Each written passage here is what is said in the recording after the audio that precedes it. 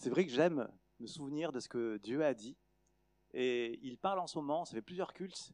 On sent que le Seigneur dit des choses qui se recoupent et on va parler de ça ce matin.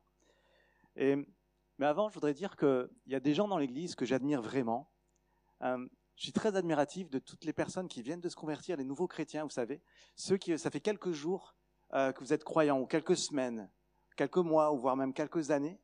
Et puis, vous avancez toujours. De temps en temps, il y a quelqu'un qui vous fait une réflexion, un caractère pas encore... puis vous recevez la pensée, vous recevez ce qui est dit sur vous et vous remettez en question et puis vous avancez.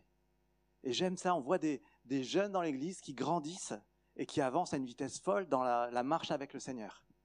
Et je trouve que c'est vraiment admirable et ça me fait penser à Timothée. Vous savez, le disciple dans la Bible, Timothée, à qui il est demandé « Donne-toi tout entier aux choses de Dieu afin que tes progrès soient évidents pour tous. » Et c'est exactement ce que le Seigneur... je vois plusieurs qui grandissent comme ça. Et c'est exactement ce que le Seigneur veut pour nous tous.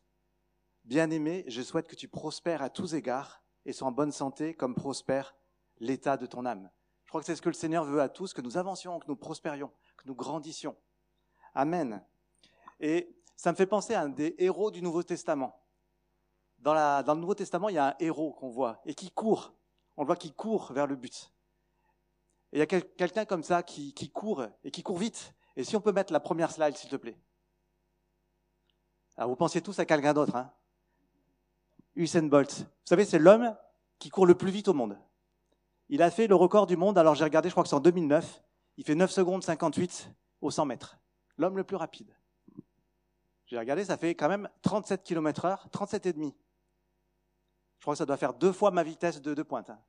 Je crois que ça doit faire 4 fois la vitesse de pointe de Anne. Ah, Anne, tu as dit que tu faisais pas trop de sport. Hein. Ça doit faire 8 fois la vitesse de pointe de... Non. Je vais pas commencer comme ça. Mais c'est lui qui court le plus vite parmi les hommes. Mais dans le royaume de Dieu, il y a quelqu'un qui court plus vite, qui dépasse Usain Bolt. Et si on peut mettre la slide suivante. C'est l'apôtre Paul. C'est lui qui dit, c'est pas que j'ai déjà remporté le prix ou que j'ai déjà atteint la perfection, mais je cours pour tâcher de le saisir. Je fais une chose, oubliant ce qui est en arrière et me portant vers ce qui est en avant, je cours vers le but pour remporter le prix de la vocation céleste de Dieu en Jésus-Christ. Il court. Et je crois que spirituellement, dans le royaume de Dieu, Usain Bolt, il est derrière. Loin derrière. Je ne sais même pas si Usain Bolt est croyant ou pas croyant. Mais quoi qu'il en soit, je crois que Paul, sur les 100 mètres et même plus, l'a largement distancé. Et puis, sur la fin de sa vie, Paul, on voit qu'il a persévéré. Dans 2 Timothée, vous savez, Paul, il écrit 2 Timothée. C'est le livre, on appelle ça le chant du cygne de Paul. Il écrit, il est en captivité à Rome. C'est la fin de sa vie. Et il dit, j'ai combattu le bon combat. J'ai achevé la course. J'ai gardé la foi. Il a couru. Et il a dit, j'ai achevé la course. Et pour parler encore de Anne, tu as prêché il y a quelques semaines sur la persévérance.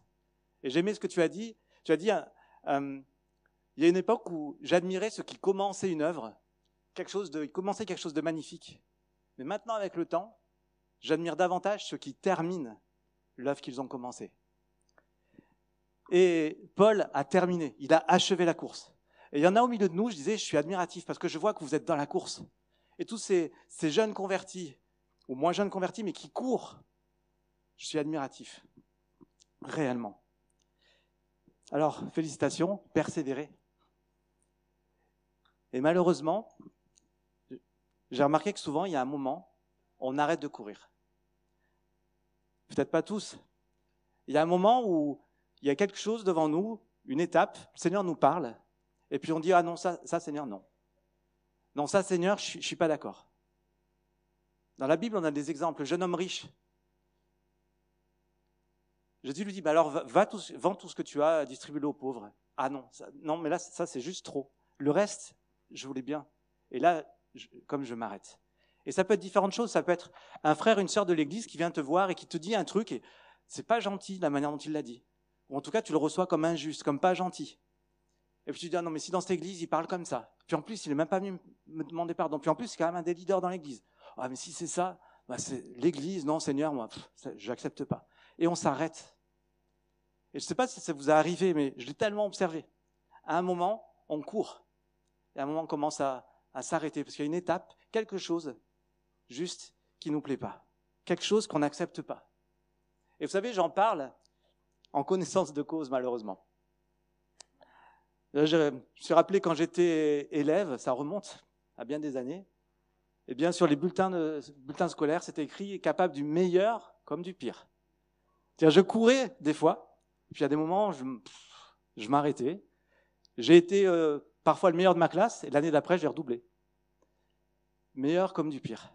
Et malheureusement, ça a continué dans ma vie chrétienne. Je me suis converti, j'étais à fond, je parlais à tout le monde de ma foi, et j'ai plusieurs amis, plusieurs proches qui sont convertis, qui ont donné leur vie à Jésus. Et puis, j'ai attaqué mes études, et puis là, le Seigneur était loin derrière. Loin. J'étais passé comme à autre chose, à un autre objectif, c'était les études. Et des fois, on fait ça, on court, et puis on a un nouveau travail, quelque chose de nouveau, et on s'éloigne de Dieu. On arrête de courir. Et puis, à nouveau, je me suis réinvesti. J'ai envie de le servir, et puis je courais à fond. Et puis le Seigneur m'a parlé sur des choses pour ma vie, et puis ça ne s'est pas passé dans le timing que j'avais prévu, comme j'avais prévu, et j'ai dit, si c'est ça, Seigneur, je prends ma Bible, et puis j'ai dit, je ferme ma Bible, c'est bon, je ne la rouvrirai plus. Pour dire comment je pouvais m'arrêter plusieurs fois parce que je n'étais pas content après ce que le Seigneur dit. Et c'est idiot, parce qu'en général, entre nous, entre Dieu et moi, qui c'est qui a raison en général ?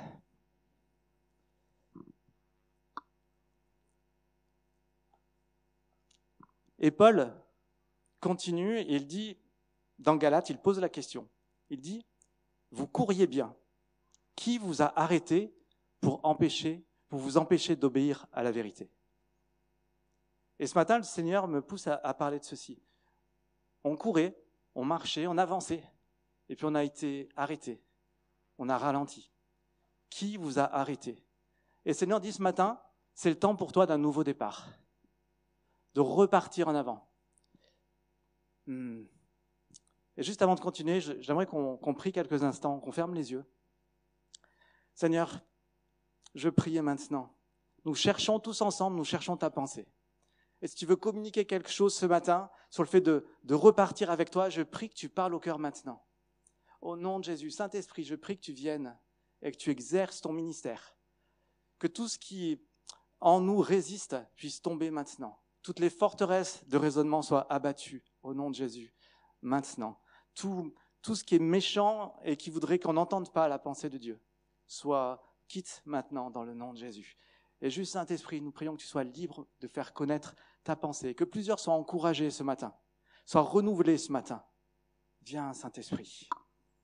Amen. Merci Seigneur. Je crois, Anne, décidément, j'arrête pas de parler de toi ce matin. Tu disais dans les annonces, c'est la rentrée. Oui, c'est la rentrée et c'est un bon timing pour redémarrer.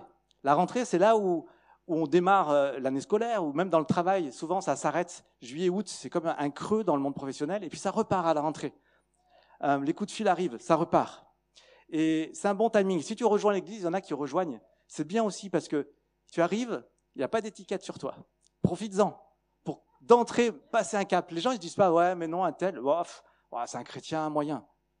Parce que quand j'étais, ces périodes où je suis devenu chrétien, il y a un moment, j'étais vraiment le chrétien du dimanche. Et encore, quand j'ai du dimanche, je devrais dire le chrétien du trimestre. Je venais à l'église vraiment pas régulièrement. Et les gens, ils avaient cette étiquette sur moi, ils disaient lui, voilà, c'est pas très sérieux, il vient, mais voilà. Et puis, à un moment, le Seigneur m'a vraiment parlé et je me suis réimpliqué, réengagé. C'était, vous savez, à l'époque, on faisait le service national. Et le Seigneur me parle d'une église où on pouvait servir, parce qu'ils étaient très impliqués dans le social, et je pouvais y aller pour servir, sauf qu'il fallait faire 2 ans à la place d'un. Et j'y suis allé, et quand je suis arrivé là-bas, les gens ils ont dit wow, le gars, il vient servir dans l'église 2 ans à temps plein. Ils se sont dit, mais ça, c'est un chrétien. Et en fait, j'ai enlevé mon étiquette qui était sur moi avant, et je me suis dit, non, mais moi, je vais me positionner maintenant. Je suis, voilà. Et c'est comme si ça m'a fait grandir d'un coup. J'ai fait ce choix de passer ce cap. Et je veux dire, pour vous qui arrivez dans l'église peut-être, ou qui redémarrez une saison, c'est le temps maintenant, c'est le bon timing pour dire, non, mais je me positionne là maintenant. Comme quelqu'un qui est, voilà, je suis plus de l'enfant et je rejette ce qui est en arrière, comme disait Paul. Rejetant ce qui est en arrière. J'oublie ce qui est en arrière et je me porte vers ce qui est en avant. Amen. Et puis, c'est toujours, peut-être que tu es déjà dans l'église depuis un moment. Et c'est aussi le bon timing pour toi. C'est toujours le moment de redémarrer ce temps de la rentrée. Amen. Donc c'est le temps de choisir vraiment de démarrer. Vous couriez bien, qui vous a arrêté? Je lisais tout à l'heure le verset. Et la suite du verset, c'est pas qui vous a arrêté pour croire.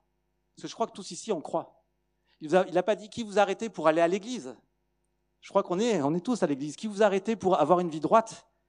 Parce que je pense que tous ici, on essaie d'avoir une vie qui est droite. Mais il a dit, qui vous a arrêté? Qui vous a arrêté? Qui vous a empêché d'obéir à la vérité? Obéir à qui? À la vérité. Qui est la vérité? Jésus dit, je suis le chemin, la vérité et la vie. Donc la question, c'est qui vous a empêché d'obéir à Jésus? Et nombreux, vous étiez là l'an dernier, en janvier, je pense, quand Rodrigue est revenu de son temps sabbatique. Il a pris 3 mois, ceux qui n'étaient pas là dans l'église. L'an dernier, notre pasteur principal a pris 3 mois, octobre, novembre, décembre, pour aller à part, un temps de sabbat où il cherchait Dieu.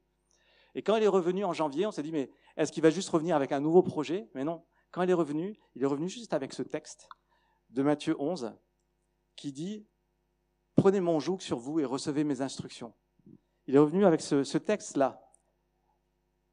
« Venez à moi, vous tous qui êtes fatigués et chargés, et je vous donnerai du repos. Prenez mon joug sur vous. Recevez mes instructions, car je suis doux et humble de cœur, et vous trouverez le repos pour vos âmes. Car mon joug est doux et mon fardeau léger. » Et c'était juste, ok, il faut suivre le Seigneur, servir le Seigneur, mais tout en restant dans le repos avec lui. Alors, on veut bien en général être dans le repos, recevoir le repos pour nos âmes. Mais il est dit aussi, prenez mon joug sur vous.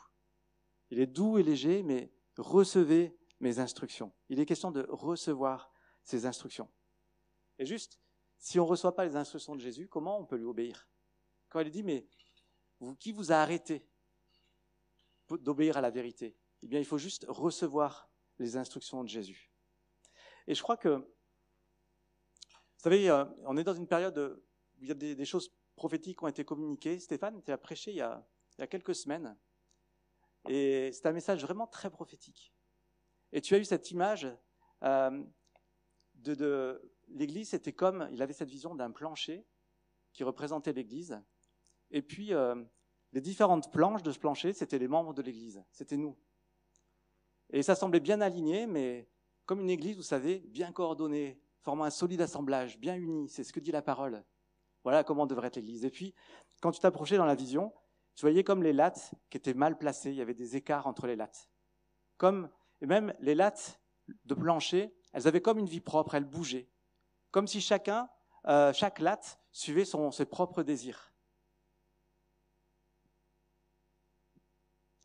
Et à travers cette pensée, c'est comme si le Seigneur disait, mais en fait, vous devriez être unis, bien coordonnés. Et en fait, chacun, eh bien, vous occupez d'abord de vos propres affaires. Vous délaissez mes affaires.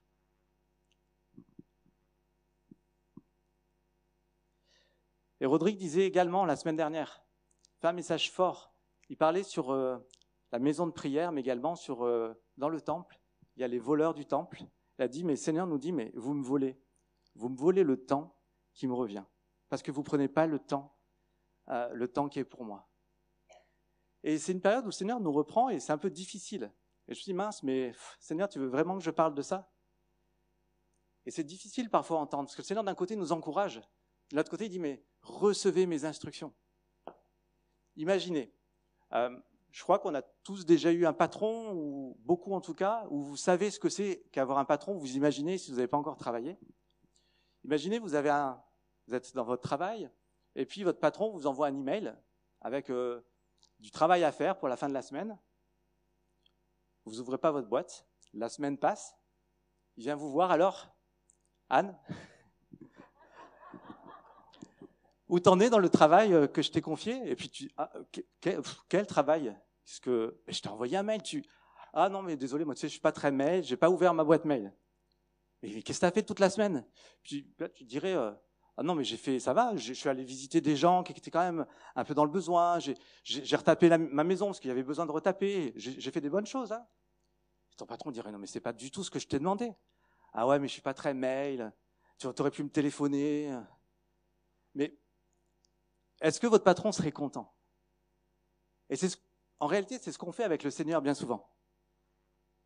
Et comment on peut recevoir les instructions du Seigneur? C'est ce qu'on fait, il nous donne ses instructions, on dit, ah Seigneur. Alors vous allez dire, ouais, mais le Seigneur, il m'a pas envoyé un mail. Hein? Un gros mail. Ah ouais, mais ouais, tu comprends, Seigneur, moi, ton mail, je l'ai pas ouvert. Ou pas beaucoup, parce que c'est trop compliqué. C'est trop compliqué. Moi, j'aurais préféré que tu passes un coup de fil. Tu me téléphones. Mais oui, mais si tu prends pas de temps pour décrocher. Je téléphone, tu décroches pas. Je t'envoie des mails, tu les lis pas. Et souvent, c'est ça qu'on fait avec le Seigneur. On répond pas. Et vous connaissez le passage de Matthieu 25-23 qui dit « C'est bien, bon et fidèle serviteur. Tu as été fidèle en peu de choses, je te confierai beaucoup. Entre dans la joie de ton maître. » Et on est content quand on lit ça. Entre dans la joie de ton maître. Mais est-ce que le patron, dans l'exemple que j'ai donné, il dirait à son employé, wow, super, tu n'as pas lu le mail, tu n'as rien fait, entre dans la joie de ton maître. Est-ce que le Seigneur nous dirait, vous n'avez pas lu mes instructions, vous n'avez pas écouté, vous n'avez pas pris le temps pour recevoir mes instructions, mais entre dans la joie de ton maître. Je ne vais pas dire qu'on est juste comme s'il nous dirait, non, non, tu ne vas pas être sauvé. C'est pas ça, mais comme si on manque quelque chose. On manque le temps pour prier, le temps pour le chercher. Et ça fait un moment que le Seigneur nous parle d'intensifier notre vie de prière. Et à nouveau, vous voyez qu'il y a cette saison qui revient. On parle de prier davantage les mardis, le 24/7 qui reprend. Intensifier notre vie de prière, la recherche qu'on a de lui. Et souvent, je crois que on pense tout de suite, ah ouais, mais j'ai pas le temps. Et première chose qu'on se dit, mais je peux pas, j'ai pas le temps dans ma vie. Et en préparant, je dis, mais Seigneur, je peux pas dire ça quand même. Il y a des gens vraiment qui n'ont pas le temps. Et à ce sujet, j'ai repensé encore une fois, Stéphane, à ce que tu as prêché il n'y a pas longtemps, parce que ça m'avait vraiment interpellé. La deuxième image que tu as amenée dans ton message, c'était l'image qui parlait de 2 tables. Il y a la table de la Sainte Seine, et c'est là où, comme on vient se nourrir à cette table, et c'est bon, comme si on est en communion avec cette table de la Sainte Seine, il y a les choses que Dieu nous met. Puis il disait dans son message, il y a une autre table en face. C'est les choses du monde, c'est les choses que l'ennemi y place. Et le Seigneur, ce qu'il nous reprochait, c'est vous venez manger à la table, à ma table, mais vous êtes également en communion avec une autre table. Oh, pas toujours. Et Stéphane a pris cet exemple, et c'est peut-être cet exemple qui m'a le plus parlé. Il disait, mais je rentre du travail des fois, et puis je suis fatigué, et j'ai envie juste de me détendre, alors je me mets un petit film, pas un mauvais film, un petit film qui va très bien dans ce qu'il dit, mais j'aurais juste pu prendre quelques minutes pour me ressourcer dans le Seigneur. Et ça m'a interpellé parce que je me suis dit, à cet instant-là, le Seigneur m'a parlé sur il m'a dit, mais je t'ai déjà dit, Nicolas, les petits jeux sur ton téléphone. Alors, j'ai le droit quand même d'avoir, c'est pas mal non plus. Et puis, vous savez, quand on attend chez le médecin ou quand on attend dans une file d'attente, l'administration, des fois c'est un peu long, on attend, on prend le téléphone, les petits jeux. C'est légitime.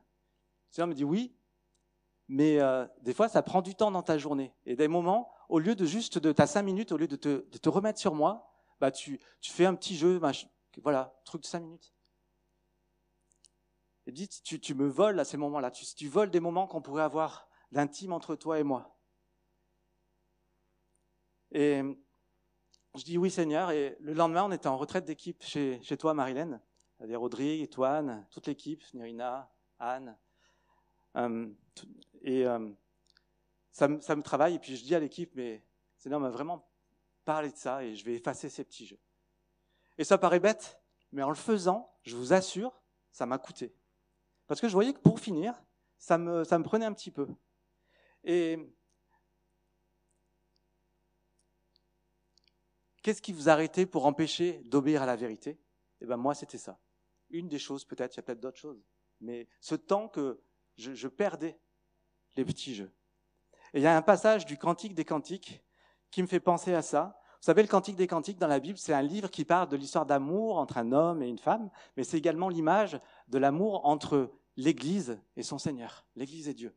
Et il est dit, au chapitre 2, verset 15, « Prenez-nous les petits renards qui ravagent les vignes. » Quel rapport avec ce que je dis ? Les vignes, c'est comme là où il y a le vin, il y a la joie, c'est la relation entre l'amour entre Dieu et son Église. Prenez-nous les petits renards. Et les petits renards, c'est les petites choses qui viennent comme ravager cet amour. Oh, c'est pas grave. Dans une grande vigne, il y a un petit renard qui passe. Ça abîme un peu, c'est pas grave. Mais 2 petits renards. Et beaucoup de petits renards. Et la vigne, elle est abîmée, elle est détruite. Et il n'y a plus de relation. Il n'y a plus la joie entre Dieu et nous. Il n'y a plus cette relation qui est là. Parce que les renards ont détruit. Et le renard, ces petits jeux-là, c'était mes petits renards. Et j'ai envie de dire, ou Dieu dit ce matin, quels sont vos petits renards qui détruisent votre vigne, votre relation avec lui.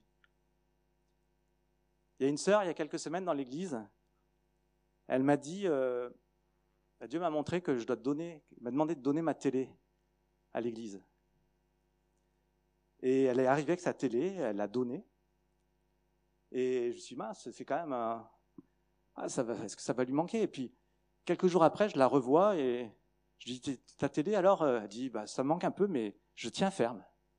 Et ça lui donnait du temps pour avoir de la relation avec Dieu. Waouh ! Et je me dis, c'est admirable.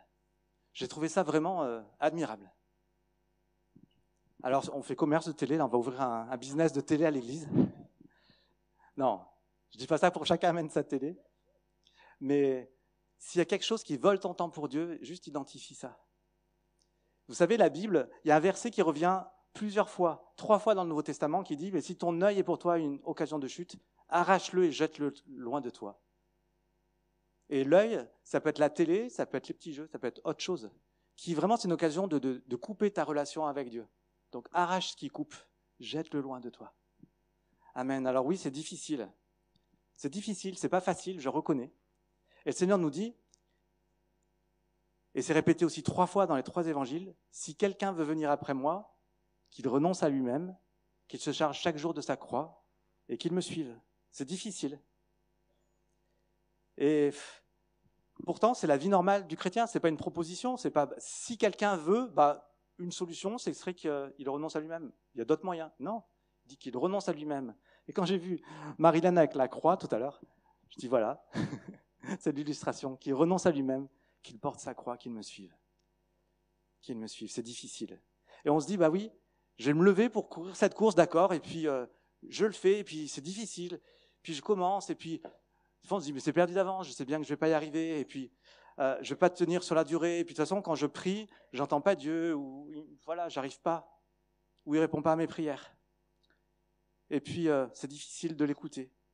Et je voudrais passer une vidéo qui remet en question sur les efforts inutiles.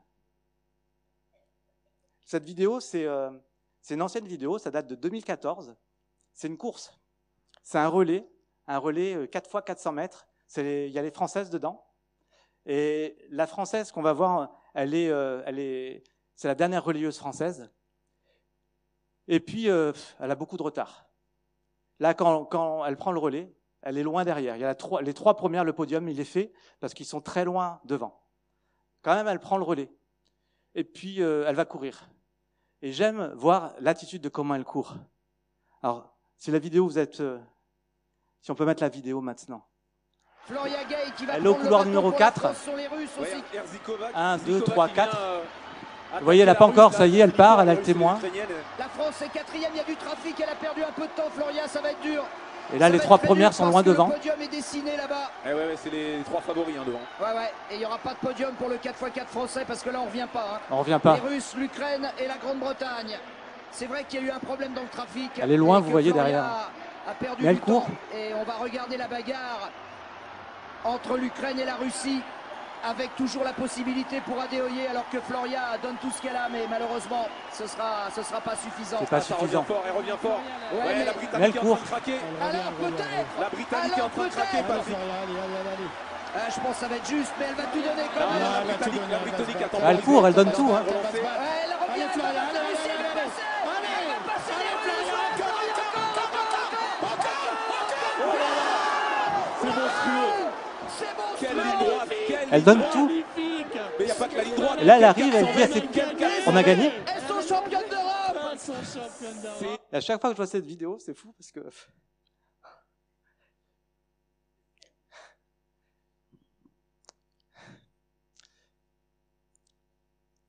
il y a une émotion quand je regarde cette vidéo. Elle a gagné contre toute attente. Ah oui, c'est pas simple parce que quand elle part, la relayeuse précédente, elle était en retard.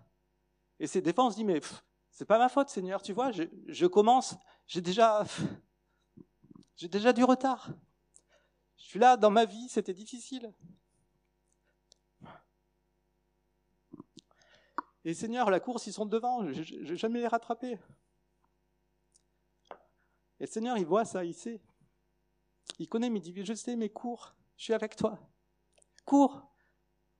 Et on décourage parce qu'on dit, mais c'est impossible, Seigneur. Mais elle court. Dans l'interview, elle dit, oui, je savais que j'étais derrière, mais j'ai géré ma course. J'ai couru.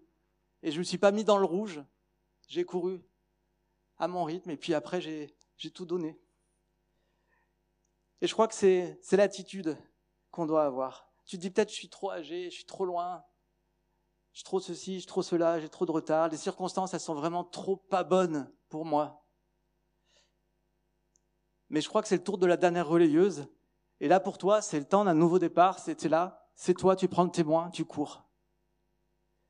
Et elle aurait pu partir battue, comme les commentateurs le disaient. Et des fois, on écoute les commentateurs, on dit « Mais non, mais t'as aucune chance, t'arriveras jamais, c'est trop tard. »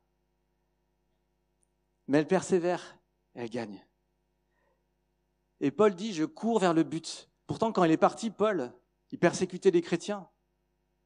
Il a mis à mort des chrétiens. On peut dire « Mais franchement, Paul, ok, tu te convertis, mais tu pars avec du retard. » Et puis après, on dit « Paul, ok, tu dis tu veux évangéliser le monde, mais vous êtes combien ? Et le monde, il est grand. Mais regardez aujourd'hui. Le message, il a couru, il a atteint le but. Seigneur.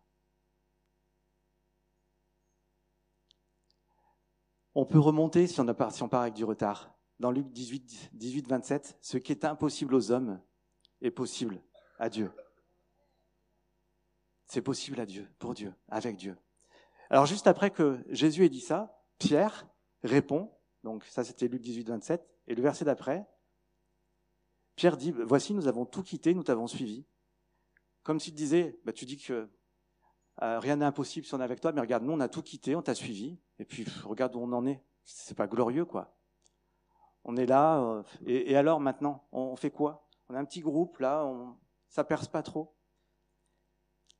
Et il y a une chose qui fait obstacle souvent à réussir à courir, à chercher la volonté du Seigneur. C'est qu'on cherche notre propre volonté.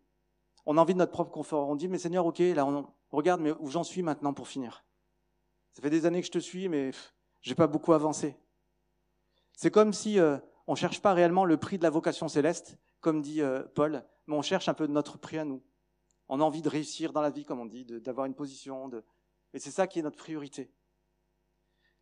Et Paul, quand il est en captivité à Rome, dans Philippiens, il écrit également quelque chose, il dit « Mais je n'ai personne ici qui partage mes sentiments. Tous, en effet, cherchent leurs propres intérêts, et non ceux de Jésus-Christ. » Il y avait des chrétiens qui l'entouraient pourtant, et il dit ça. Tous cherchent leurs propres intérêts. Et je comprends tout à fait qu'on fasse ça, parce que je suis devenu père. Ça fait un moment maintenant. Et forcément, quand on est parent, père, mère, on cherche l'intérêt de nos enfants. On a envie de l'intérêt de nos enfants. On a envie qu'il soit le meilleur pour lui. On cherche son intérêt. Mais justement, quelque chose qu'on fait pour nos enfants, et Dieu fait pareil avec nous. C'est quoi l'intérêt de notre enfant? Pourquoi on le met à l'école? On dit, mais on veut qu'il ait une instruction et qu'il réussisse dans la vie. Et c'est bon de le mettre à l'école. Mais du point de vue de l'enfant, si tu lui dis, ok, la semaine prochaine, soit tu vas à l'école, soit une semaine au parc Astérix. Qu'est-ce qu'il va choisir? Moi, je prends les paris pour le parc Astérix. Parce que pour l'enfant, son intérêt, c'est le parc Astérix. Il se dit, non mais c'est le mieux pour ma vie, ce sera top. Il a 10 ans, donc il ne se rend pas compte. Mais nous, parents, on se dit, non, le mieux pour lui, sur le long terme, c'est qu'il aille à l'école. Et on fait des bonnes choses, et ça, c'est la bonne chose pour les enfants. Et Dieu fait pareil avec nous. Dieu, c'est un père avec nous. Et nous, on dit, mais non, mais moi, je veux réussir dans la vie de telle et telle manière. Et Dieu dit non. Le mieux pour ta vie dans le long terme, c'est pas ça. C'est écoute ce que je te dis, reçois mes instructions. J'ai un chemin pour toi, suis ce chemin. C'est pas juste de suivre ton propre intérêt, ce que tu veux. Parce que sur le long terme, eh bien, tu vas gagner la vie éternelle si tu suis ma route à moi. La vie éternelle, c'est quand même... Dieu, quand il voit à long terme, son long terme, c'est l'éternité, c'est la vie éternelle. D'ailleurs, une anecdote. Alors déjà, on dit qu'à chaque fois que je prêche, je parle de Sylvie. Là, je n'ai pas fait encore. Mais il y a 2 jours, elle va chez orthodontiste. Elle va chez l'orthodontiste. Et puis l'orthodontiste, il sait qu'elle est chrétienne et à chaque fois, il la taquine un peu sur la foi. Alors votre Dieu, voilà. Et puis Sylvie, elle répond, mais vous savez, en ce moment, moi, je construis ma demeure pour l'éternité. Je construis ma demeure pour la vie éternelle. Et vous, là, tout ce que vous avez, parce qu'elle dit, tout ce que vous avez, votre argent et tout, ça vous n'allez pas l'emporter, ça ne va pas rester. Il n'y a rien qui va rester. Et là, il était penaud et il dit, il n'y a rien qui va rester. Et elle, impitoyable, elle lui dit, non, mais rien du tout. On va pas tout quand même. Et elle répond, si, tout votre argent va y passer. Mais c'est réel. C'est une vérité. Et Dieu, ce qu'il veut, c'est le meilleur pour toi dans la vie éternelle. Et je crois que ça, on le comprend. Mais je veux quand même dire qu'il veut aussi le meilleur pour nous maintenant. C'est pas juste dans la vie éternelle. Parce que je reprends ce que je disais tout à l'heure. Luc 18, 28, Pierre qui dit, « Voici, nous avons tout quitté et nous t'avons suivi. » Et maintenant. Et Jésus n'a pas répondu juste, « Ok, tu auras une récompense, Pierre. Dans la vie éternelle, tu auras une récompense. » Non. Il a dit, le verset qui suit, Jésus répond, « En vérité, je vous le dis, il n'est personne qui ait quitté à cause du royaume de Dieu sa maison, ou sa femme, ou ses frères, ou ses parents, ou ses enfants, ou ses petits jeux, ses petits renards, ou sa télé. Personne qui ait quitté ces choses-là, personne qui ne reçoive beaucoup plus dans ce siècle-ci, et dans le siècle à venir, la vie éternelle. Je crois qu'il y a déjà une récompense, déjà une rémunération dans ce siècle-ci. Et je le crois vraiment. Écoute bien, parce que c'est une promesse de Dieu pour toi, pour chacun d'entre nous, où que tu en sois dans la course de ta vie actuelle.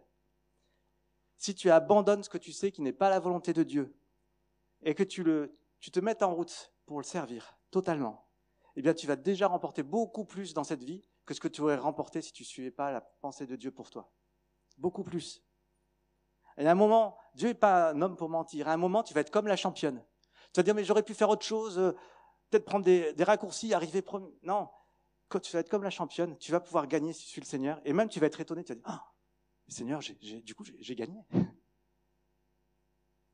Et je suis convaincu parce que depuis que je suis le Seigneur, je vois qu'il y a des choses dans ma vie qui bougent et je sais que j'aurais jamais, on a parlé tout à l'heure de victoire sur la dépression, et je sais que j'ai une vie, il y a plus de joie dans ma vie parce que je suis le Seigneur que si je ne l'avais pas suivi. Et d'ailleurs, David, le roi selon le cœur de Dieu, l'homme qui aime Dieu par-dessus tout, David, il dit, tu mets dans mon cœur plus de joie qu'ils n'en ont quand abondent leurs froment et leurs mou. C'est-à-dire, tu mets dans mon cœur plus de joie que tous ceux qui sont riches, qui ont tous les plaisirs du monde, tous ceux qui gagnent des fortunes. Mais moi, tu mets dans mon cœur plus de joie. J'ai peut-être moins qu'eux, mais ce que j'ai, c'est le vrai bonheur. Et qu'est-ce qu'on veut dans la vie après tout? Est-ce qu'on veut la réussite ou est-ce qu'on veut le vrai bonheur? Et ce que Dieu dit, c'est si tu me suis, si tu m'écoutes, si tu reçois mes instructions, c'est le vrai bonheur que j'ai pour toi. Le vrai bonheur.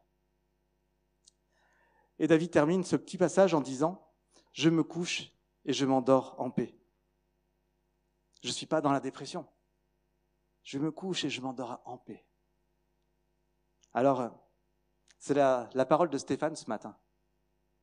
Il y a de la joie si tu le suis. Et ce n'est pas quelque chose de déprimant, mais il veut remplacer ce qui est déprimant de suivre notre propre volonté par de la joie quand on suit sa volonté à lui. Alors, oui, il y a une lutte dans notre chair, il faut se faire violence. Parce que naturellement, on n'a pas envie de sacrifier les petits renards. On n'a pas envie de donner sa télé ou de sacrifier la série qu'on aime bien. On n'a pas envie. Ou d'autres choses. Et il y a une lutte en nous. La chair ne veut pas, elle résiste. Et Matthieu nous dit, depuis le temps de Jean-Baptiste jusqu'à présent, le royaume des cieux est forcé. Et ce sont les violents qui s'en emparent. Les violents. Alors on n'est pas en train de dire qu'il faut être violent avec les autres. Hein. Ouais, tu avances pas avec le Seigneur. On pourrait essayer. Mais c'est être violent avec nous-mêmes. Vous avez compris? Se faire violence. Et c'est pas facile. Prendre encore une image. Je l'ai vécu même ce matin. Le matin, le réveil sonne. Et quand ton réveil sonne, toi tu dors bien, tu es tranquille dans ton lit et tu te dis non, j'ai pas envie de me lever. Et puis beaucoup on appuie pour reporter de quelques minutes. Et le réveil sonne à nouveau et on appuie encore. Et on reporte encore de quelques minutes et puis le réveil sonne encore. On se dit non mais là il faut que je me lève parce que sinon là je vais vraiment être en retard. Ça vous parle ça? Beaucoup on est à le faire. Le réveil sonne, on appuie, sinon on va être en retard. Et je crois que dans cette saison, le réveil sonne. Le Seigneur nous a parlé à plusieurs reprises. Revenez vers moi. Vous avez comme une tiédeur dans votre passion pour moi. Dans le Apocalypse 2. Retrouvez la passion de votre jeunesse. Le réveil sonne, mais nous on a appuyé une première fois. On a appuyé encore. Et le Seigneur revient. Le réveil sonne, il nous dit. Et c'est plus le temps d'appuyer maintenant. Je crois que c'est le temps de se lever. C'est le temps de se réveiller. Et c'est difficile. C'est pas simple. On préfère rester allongé dans le lit, c'est mieux, on est bien.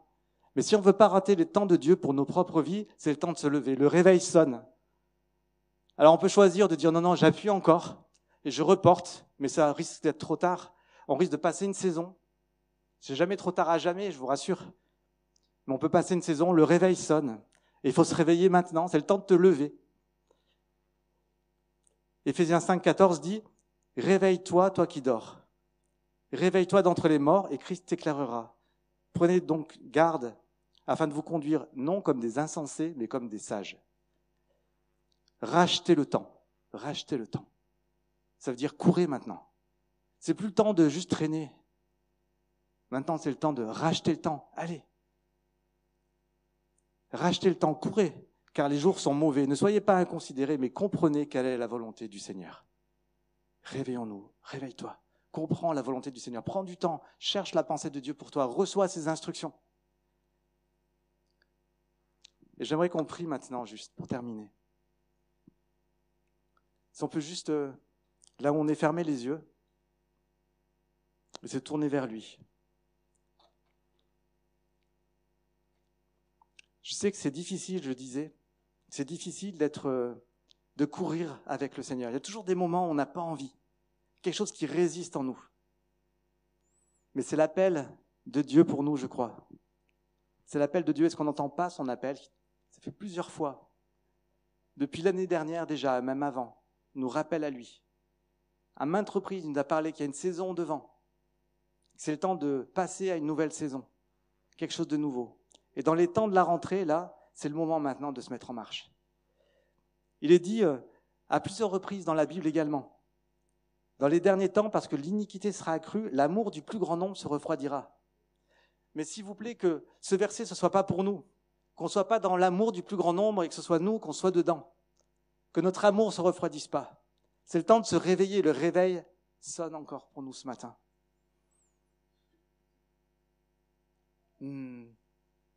Aussi dans la parole, il est dit, Seigneur, fixe un jour de nouveau, aujourd'hui. Et si vous entendez sa voix, n'endurcissez pas vos cœurs. Merci Seigneur. Nous tournons vers toi, Seigneur. Merci Jésus. Comme Paul qui dit, oubliant ce qui est en arrière, et me portant vers ce qui est en avant. Seigneur, nous voulons oublier les choses qui sont en arrière. Et nous voulons courir vers le but. Nous voulons pas nous attacher aux choses qui nous retardent. Comme dans cette image des deux tables, on veut arrêter d'aller picorer à la table de l'adversaire. Il y a des choses que tu nous demandes d'arrêter maintenant. Et je prie, Saint-Esprit, que tu parles aux uns et aux autres maintenant. Et que tu montres les petits renards.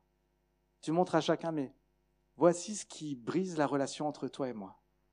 C'est ça. Et ça. Et ça.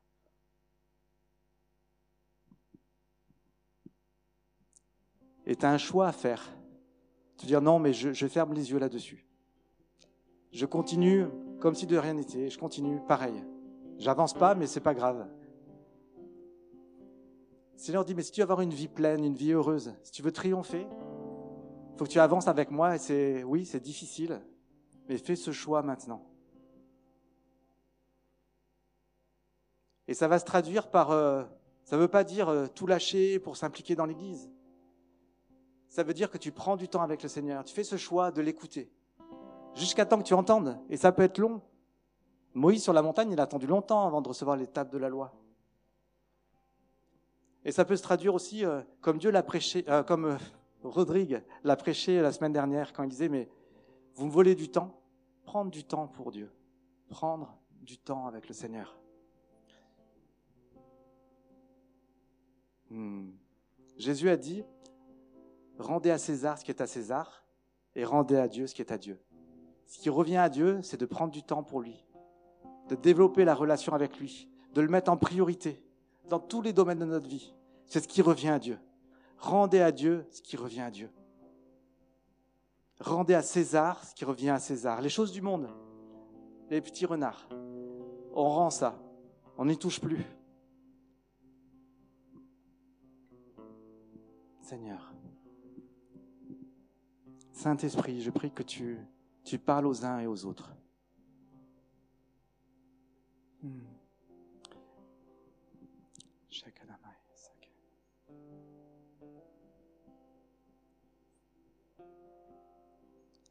Et je propose qu'on prenne quelques instants de silence juste.